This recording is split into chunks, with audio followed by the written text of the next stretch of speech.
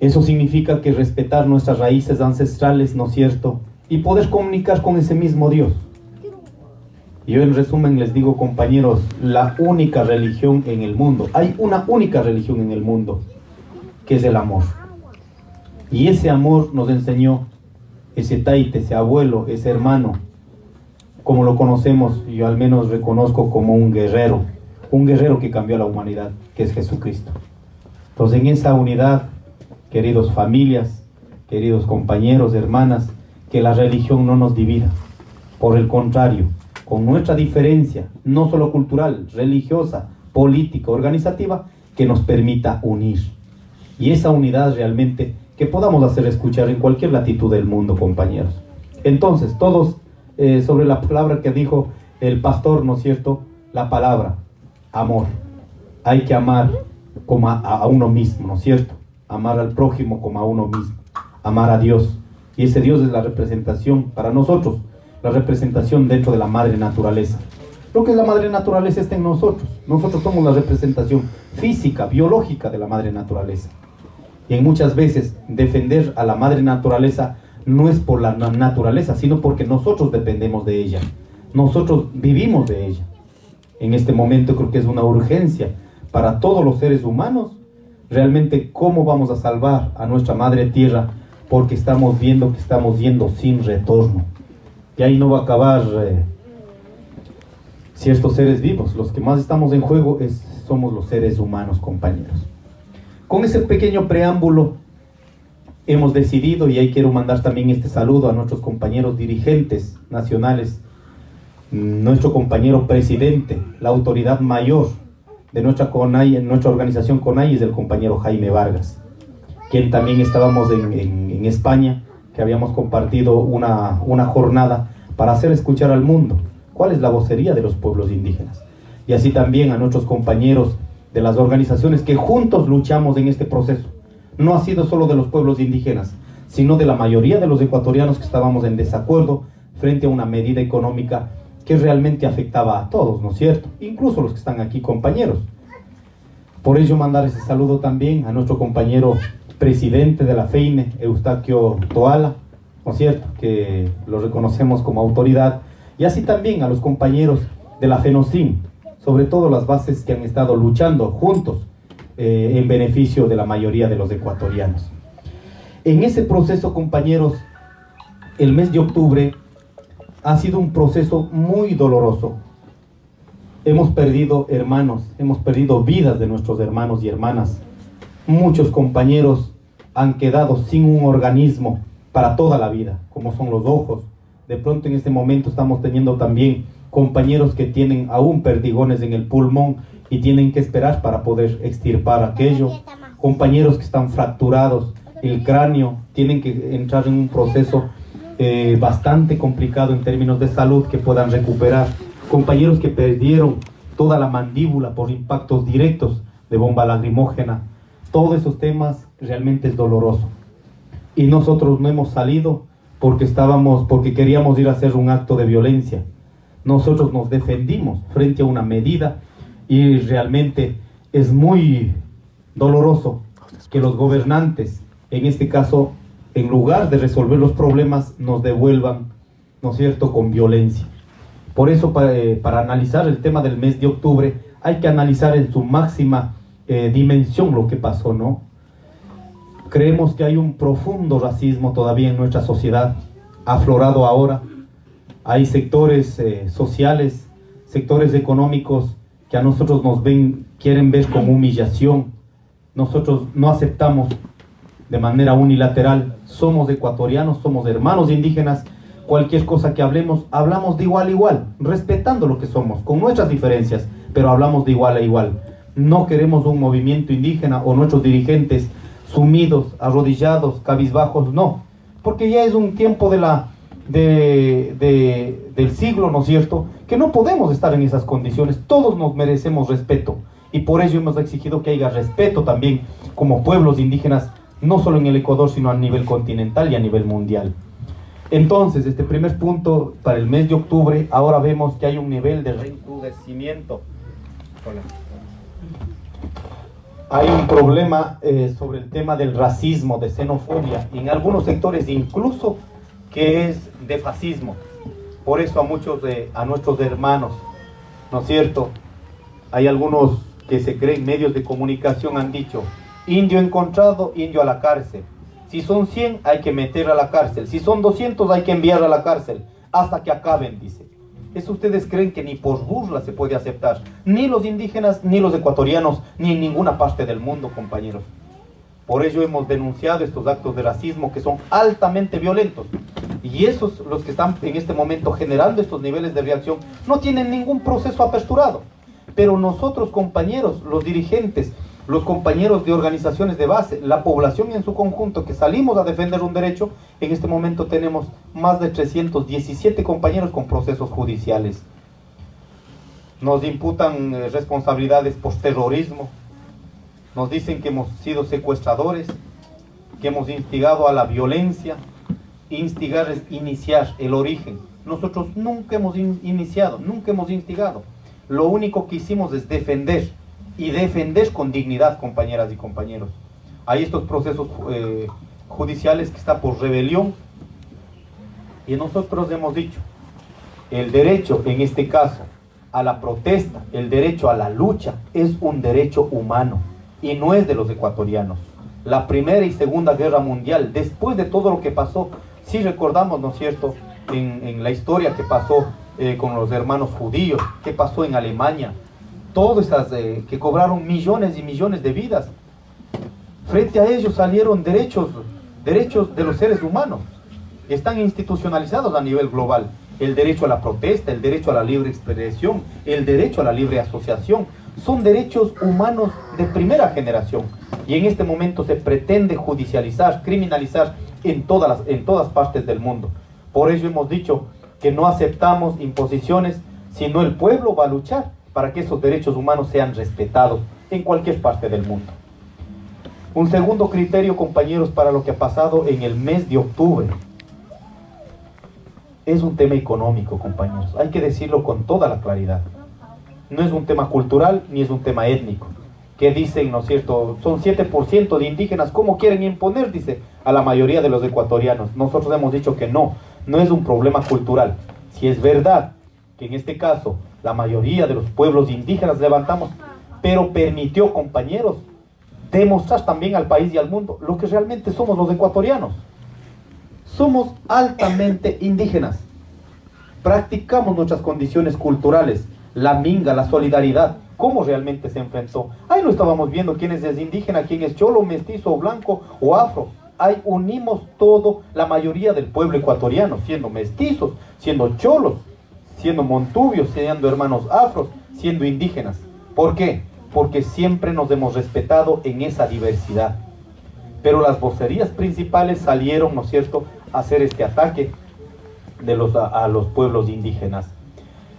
Y un tercer momento, quiero dejar diciendo también, compañeros, resultado de la lucha del mes de octubre, se ha logrado constituir un espacio del campo popular, de las organizaciones sociales, que en donde hemos denominado el Parlamento de los Pueblos. El Parlamento de los Pueblos, compañeros, tiene una propuesta, que no es solo a veces dicen de los indígenas o de la CONAI, no, es una propuesta que está contemplado en más de 20 hojas, ¿no? En ese sentido, nosotros hemos hecho esta propuesta en términos económicos. ¿Cuál debería ser la política fiscal?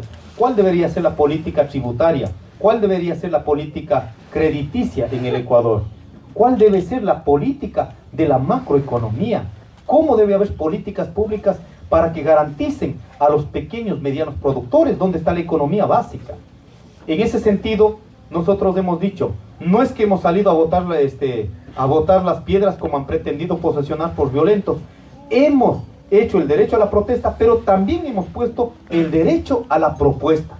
Aquí está la propuesta, donde vemos que el gobierno nacional ha dicho que no va a tomar en cuenta ninguna de las propuestas.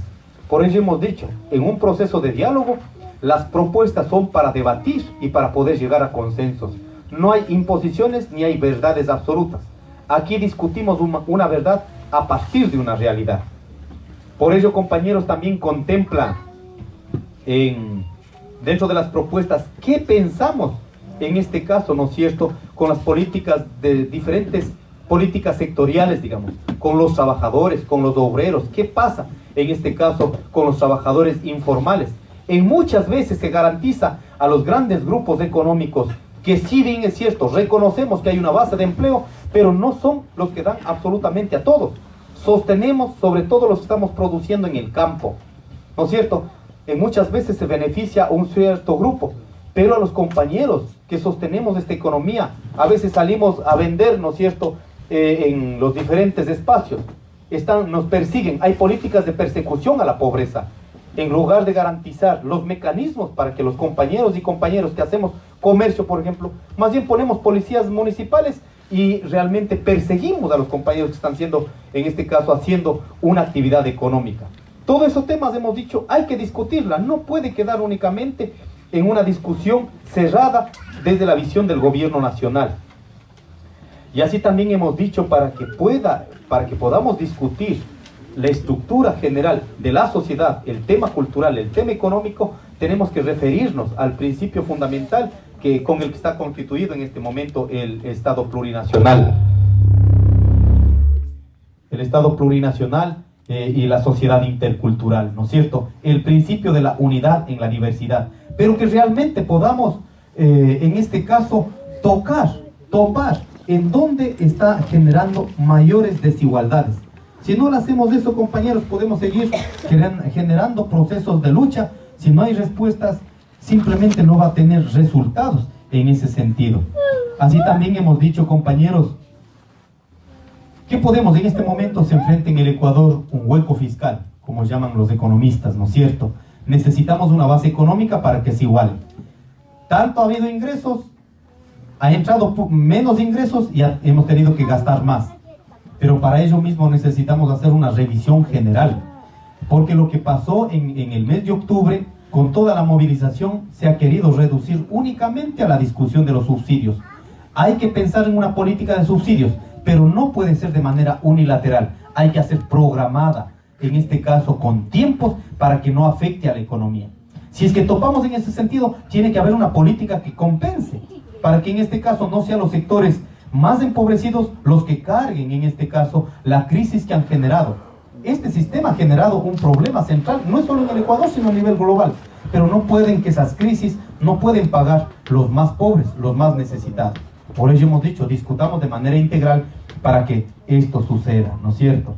Hay que topar la política petrolera, hay que topar toda la política, en este caso, de las empresas públicas estratégicas. No se puede privatizar, más bien potenciemos para que sean las empresas públicas las que generen ingresos al Estado ecuatoriano. Pero ahí hay que tomar una decisión. O garantizamos que únicamente se concentre en propiedades privadas, o es que necesitamos que se garantice esta idea de la economía comunitaria, a las comunidades reconocer como sujetos, en este caso, de desarrollo económico, y así también las empresas públicas que puedan generar, pero no se puede permitir únicamente concentrar, en este caso, en los sectores privados. Y así también, compañeras y compañeros, dentro de las políticas sectoriales que habíamos pensado, habíamos dicho, nuestros hermanos emigrantes o ciudadanos del mundo, ¿tenemos o no tenemos problemas? Claro que tenemos problemas. ¿Necesitamos o no necesitamos una política real, objetiva, que tengamos desde Ecuador? Claro que la necesitamos. Por eso ayer yo había dicho, compañeros, necesitamos que se identifique qué problemas estamos enfrentando entre el día a día y ver qué se puede hacer de manera institucional y qué se puede hacer de manera organizada. Cuando me refiero a nivel institucional, ¿qué debemos exigir como Estado ecuatoriano que pueda desarrollar, ¿no es cierto? ¿Y qué podemos hacer como organizaciones de los pueblos indígenas, de los ecuatorianos aquí? ¿Qué podemos hacer? Y en ese sentido nosotros creemos que debe haber una plataforma internacional donde estemos unidos, compañeras y compañeros. Porque el venir acá no ha significado despojar de todo. Yo aquí estoy muy feliz encontrando hermanos indígenas que están sosteniendo, fortaleciendo la identidad cultural. Y hay un papel fundamental para nuestros jóvenes, que realmente podamos transmitir, como lo han hecho nuestros mayores de generación en generación, compañeros. Y así hemos dicho, no sé, de pronto puede ser como una propuesta que podemos sostener con ustedes. 1990 significó una crisis aproximadamente, algunos economistas ponen de más de 18.000 millones de dólares. ¿Eso qué significó, compañeros? Los grandes bancos que se quebraron nunca, en este caso, nunca quedaron con su responsabilidad. ¿Eso a dónde pasaron? Pasaron a los ciudadanos común y corriente. Si no, revisemos, en este caso, los videos donde miles de ecuatorianos en frente a los bancos esperaban retirar los recursos, pero nunca pasó aquello. Pero se salvaron los bancos. ¿Y la crisis quién la pagó? El pueblo ecuatoriano. Y fenómeno de aquello, más de 3 millones de ecuatorianos fuera del Ecuador, ¿no? Y por ello nosotros agradecemos, compañeros, al menos para el 2005-2006, fue el segundo rubro más importante para el presupuesto general del Estado. Gracias al trabajo de ustedes, compañeras y compañeros, hemos sostenido dentro del presupuesto general, porque ha sido un aporte fundamental. Por ello hemos dicho, dentro de la propuesta puede ser que pensemos, diseñemos un banco del migrante, por ejemplo. Ahora sabemos que hay más de 3.000 millones de dólares que ingresa anualmente. Esto es un aporte al desarrollo del Ecuador también, sabiendo que ustedes entregan su vida, el esfuerzo para también desarrollar en los territorios o en los estados donde están desarrollando ustedes, compañeras y compañeros. Por ello decimos, a veces el papel que tienen que hacer el Banco del Estado, o el Banco del Estado, muchas veces han hecho las cooperativas de ahorro y crédito. Qué bueno sería que entre, ¿no es cierto?, una propuesta que los compañeros, a través de un banco del migrante, puedan ser un aporte al desarrollo, a una planificación, digamos, del desarrollo, ¿no es cierto?, que no entre únicamente de manera individual. Eso realmente dejaría muchos réditos para que podamos apoyarnos mutuamente en el Ecuador. Entonces sería, en términos generales, sería un polo de desarrollo y que efectivamente sería una competencia también a los grandes bancos privados, que muchas veces los créditos son muy altos, los intereses, que muchas veces, gracias al trabajo de nosotros, muchos de los bancos, de todo el sistema financiero, han tenido grandes ganancias, ¿no? Entonces, compañeras y compañeros, es un momento donde necesitamos conversar. En esta propuesta también está la propuesta de por qué no queremos la minería. Si bien es cierto, hemos hecho una valoración, hay un promedio del aporte, si realmente se permitiera el ingreso de los capitales internacionales, no iría más de 2.000 millones de dólares.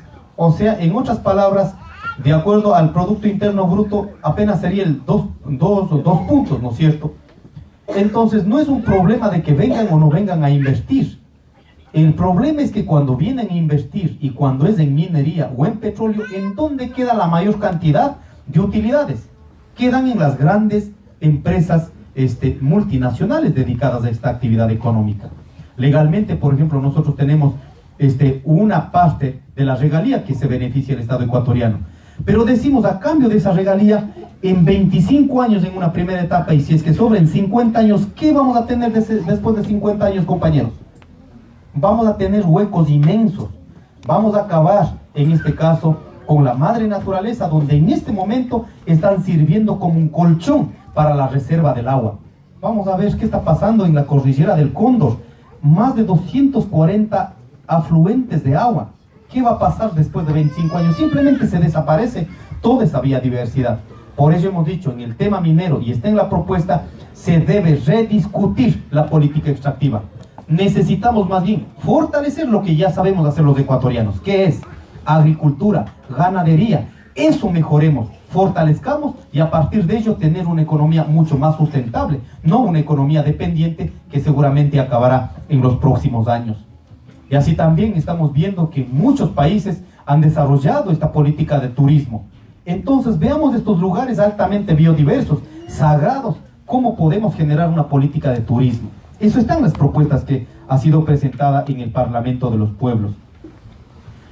Con todo esto, compañeras y compañeros, para ir resumiendo, la lucha del mes de octubre ha permitido tener este instrumento y lo vamos a seguir defendiendo porque no es una propuesta pensada desde los dirigentes, sino construida con más de 182 organizaciones que participaron en el Parlamento de los Pueblos. Para eso, ¿qué necesitamos? Se debe apropiar. Ahora mismo hemos estado generando procesos en las provincias, en las bases, que vayamos construyendo espacios, que vayamos debatiendo, que vayamos construyendo propuestas que efectivamente sean sostenibles y sustentadas por el pueblo. Quiero finalizar diciendo, frente a todo esto, hay una política del Estado que necesitan criminalizarnos. Hay un proceso de deslegitimación a los dirigentes, un proceso de judicialización. Ahora en el Ecuador es mucho más importante el tema de seguridad que el tema de los derechos humanos. Pretenden encontrar el enemigo interno. Por ello han dicho que somos terroristas, somos subversivos, cualquier cosa se ha dicho. Pero lo que no se está discutiendo es desde dónde vino el origen de la violencia. Por ello rechazamos las vocerías que se han hecho a nivel global, que fue un movimiento indígena violento. No, simplemente nos defendimos y nosotros rechazamos cualquier medida económica que vaya a afectar al bolsillo de la mayoría de los ecuatorianos. Eso quisiera pedir de manera solidaria, que podamos estas voces hacer llegar a otros hermanos que seguramente están aquí, están en otras latitudes, y que efectivamente el paro, el levantamiento de octubre fue sostenida en base a la decisión de la gente. Por eso los actos de solidaridad, que habían estos apoyos de la alimentación, que habían estos apoyos de compañeros que hacían la minga para defender la lucha en todo el territorio nacional. Muchas gracias, compañeras y compañeros. Si es que hay así algunas preguntitas, si no me tendré que retirar a sí mismo de manera urgente. Muchas gracias, compañeros y compañeros. Que viva la unidad de los pueblos indígenas. Muchas gracias. Bueno, sí, muchas gracias. En este momento vamos a tener participación de los hermanos líderes de las iglesias. Tendrán palabras, luego pues así daremos espacios de participación de medios de comunicación alternativos que están aquí acompañando. También luego pues finalizaremos con todos los presentes que puedan dar ese espacio de participación. Vamos a empezar con nuestro hermano presidente de la asociación, hermano Manuel Salomón. Bueno, primeramente, hola. ¿Qué pasó? Hola. Yo creo que sí me escuchan, ¿no? Sí. Hola, ya, ahora sí.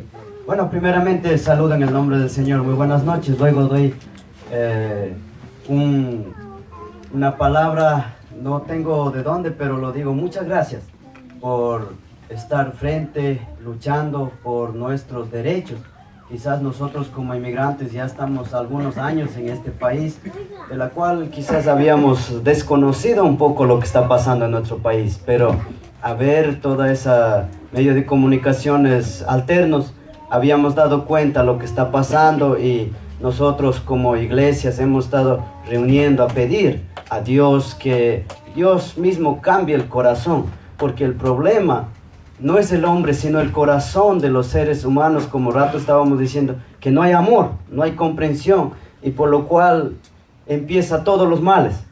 Pero gracias, señor Leonidas Issa, por ser el vocero en este medio y también visitarnos a nosotros. Más bien de mi parte, quizás hay muchas preguntas, pero lo más esencial, lo que yo pediría más bien es, usted ve toda esta juventud, yo creo que aquí muy pocos son los que pasan de 40 años, ¿no es cierto? Yo creo que somos casi todos jóvenes y hemos emigrado, y muchos de ellos han salido de nuestros países, quizás en pleno vuelo, quizás algunos han estado en el colegio, en la universidad, pero por algunas razones, especialmente hablemos económicas, ellos tuvieron que cortar ese vuelo y emigrar a este país donde que hemos dedicado el 100% del tiempo para el trabajo. Entonces, ¿qué usted, más bien aprovechando que usted está aquí, qué palabras le daría a aquellos jóvenes que todavía yo creo que tenemos esa aspiración de prepararse para poder ver y reconocer toda esta situación que está pasando? Más bien de su visita que sea una ayuda para esta juventud que somos todos nosotros, inmigrantes, trabajando, y quisiera que dé una palabra más bien, ¿qué podemos hacer? Usted con esa gran capacidad, sabiduría que usted tiene, ¿Qué nos podría decir? ¿Qué palabra nos quisiera esta tarde compartir con nosotros, para todos nosotros como jóvenes? A continuación tenemos presidente de la Iglesia Evangélica Nueva Vida en Cristo Manhattan. Muy buenas tardes, compañera Leonida Isa, y cómo no dar gracias por hacer su presente aquí, de lo que él está haciendo saber, lo que su sabiduría, su inteligencia, que ha enfrentado ante mucho los alto nivel de entendidos. Entonces, doy gracias, y nada más mi palabra es dar gracias, y también he expresado un pocos minutos que estoy pensando de lo que ha vivido durante en el Ecuador, y acá como que hemos olvidado, pero al tiempo que me recuerdo en el año 99, entre 2000, mediante que estaba dolarizando, se congeló banco y mucha gente emigraron. Y entonces, aparte de 2010, que en adelante hay la diferencia por medio de internet, y por medio de comunicación podemos comunicar más fácil y podemos ver por redes sociales lo que está pasando, cómo está. Aunque no tenemos mucha información, pero tenemos algo, y eso doy gracias.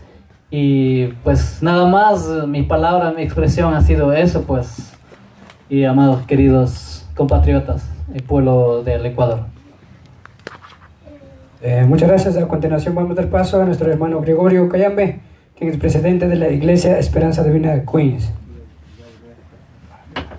Gracias, hermanos, una vez más saludando a los que llegaron después, y gracias, ingeniero Leonidas, y por dar esa presencia como ecuatorianos, que nosotros no hemos podido saber tantas cosas que pasó el pasado octubre. Y en este caso, pues, hermano Leonidas, César, yo de mi parte quisiera decir, pues, tema de la migración y tema del racismo. Bueno, nosotros, como ya los dijo algún hermano, aquí en este país creo que casi todos los ecuatorianos, no nomás solo indígenas, sino todos los ecuatorianos, pueblos ecuatorianos, hemos podido llegar tan jóvenes han llegado, hemos dedicado a trabajar 100% en este país, hemos aportado algo para nuestro país también, como envíos, no sé, algo, yo creo que casi no entiendo mucho en estos casos, hemos aportado como económicamente para nuestro país. Y para nuestro país hemos estado también, pues, sobre de la migración, pues, como usted, como representante, ¿qué dirías, así como los jóvenes que han podido dejar sus estudios y no han podido llegar a la universidad? Ha habido un racismo, tanto pueblo mestiza, como dice pueblo mestiza, pueblo que habla en español, han dado ese racismo, que no han podido llegar a la universidad. Qué bonito sería que nuestros jóvenes, nuestros hijos, nuestros familiares, que nos llegaran a la universidad y llegar las cosas en grande y formar una nación, una política. Sería mucho mejor que lleguen a saber también nuestros hijos, supuestamente, que lleguen a la universidad, que preparen mucho más, que no nomás solo pueblo mestizo, sino pueblos indígenas, y llegar a esos poderes, y para poder que puedan formar una nación, una gente y un derecho. Y otra cosa también, y ya no más el racismo. Hemos visto en medios de comunicaciones en el mes pasado, el octubre, que había mucho racismo. También nuestros queridos hermanos, como habló el ingeniero Leonidas, no fue por lo que querían hacer, sino por defender nuestro derecho como ecuatorianos. Defender porque queríamos defender, porque querían ser justos. De esa razón, había muchos que murieron, muchos que perdieron la vida. Hemos visto, han quedado niños huérfanos, viudas, han quedado muchos casos han pasado. Que no haya eso es porque falta de entendimiento de nuestro gobierno. Nuestro gobierno, Lenín Moreno, también lo hizo incorrecto. En vez de solicitar como un pueblo o como una nación, decir al pueblo, todo derecho es pueblo. No nomás porque yo soy el gobierno, porque yo estoy en alto mando, tengo que hacer lo que yo quiera, o 4, 5 personas que están alrededor de la mesa, ellos pueden hacer. Eso sería de mi parte y muchas cosas. Yo quisiera que también como ingeniero y nuestros políticos que están pues reemplazando a pueblo indígena, a pueblo ecuatoriano, que lo haga todo lo que es de hacerlo. Muchas gracias, hermanos quienes están aquí. Gracias. Muchas gracias. A continuación vamos a dar paso a nuestro hermano Manuel Liupa, presidente obrero de la Iglesia Armadura de Dios, Brooklyn. Muchas gracias, hermano secretario de la asociación y pueblo en general. En nombre del Señor Jesús, muy buenas noches. Y yo también, diría pues, no tengo mucho que decir, pero en primer lugar agradecemos a Dios, pues, todos los que estamos aquí, sobre todo pueblos quichuas, indígenas, en donde quiera, en cualquier parte. Hemos unido primeramente por la causa, por la palabra del Señor, y luego pues cuando donde